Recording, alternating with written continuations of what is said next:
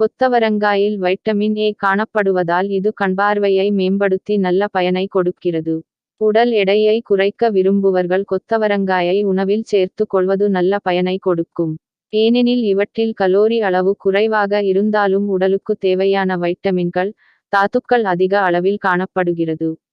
நமது உடலின் சீரான செயல்பாடுகளுக்கு முக்கிய காரணம் இரத்த ஓட்டம்தான். இரத்த ஓட்டம் சீராக இருப்பதற்கு இரத்த அணுக்களின் எண்ணிக்கையும் அவசியம்.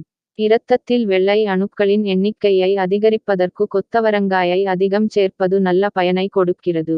நமது உடலுக்கு நார்ச்சத்து மிகவும் அவசியம். ஏனெனில் அது நம் உடம்பில் உள்ள தேவையற்ற கொழுப்புகளை குறைத்து உடம்புக்கு தேவையான தாதுக்கள், கார்போஹைட்ரேட்டுகள், புரதச்சத்துக்களை கொடுக்கிறது. எளிதில் மற்ற நோய்க்கிருமிகளிடமிருந்து நம்மை பாதுகாத்துக் கொள்ள நம் உடலில் நோயெதிர்ப்பு சக்தியை அதிகரித்துக் கொள்வது நல்லது. நம் உணவில் சீனி அவரைக்காயை எடுப்பதன் மூலம் அது நமக்கு நோயெதிர்ப்பு சக்தியை அதிக அளவிற்கு தருகிறது. சரும நலத்திற்கு மிகவும் நலத்தை தரக்கூடியது. மலச்சிக்கலை சரி செய்வதற்கு அன்றாட உணவில் கொத்தவரங்காய் பொரியல் செய்து சாப்பிட்டு வருவது மலச்சிக்கலை சரிசெய்து தேவையான நார்ச்சத்துக்களை நமக்கு தருகிறது. பொதுவாக எலும்புகளின் பலத்திற்கு கால்சியம் மிகவும் அவசியமாகும். கொத்தவரங்காயை உணவில் சேர்த்து கொள்வதன் மூலம் கால்சியம் அதிக அளவில் நமக்கு கிடைக்கிறது.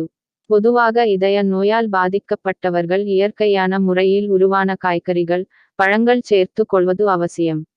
அதில் ஒன்று தான் கொத்தவரங்காய். வாரத்தில் 2 அல்லது 3 முறை கொத்தவரங்காய் எடுப்பதன் மூலம் மாரடைப்பு தவிர்க்கப்பட்டு இதயத்திற்கு நல்ல பயனை தருகிறது.